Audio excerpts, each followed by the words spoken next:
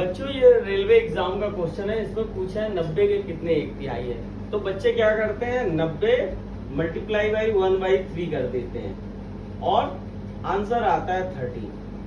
ये गलत है, ठीक है। सही आंसर क्या है, 90 डिवाइडेड बाई 1/3। सही आंसर है 270।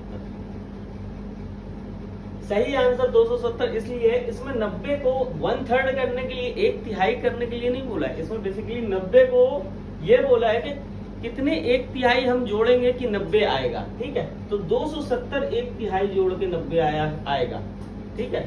तो अगर बच्चों वीडियो पसंद आए तो प्लीज वीडियो को लाइक करें, चैनल को सब्सक्राइब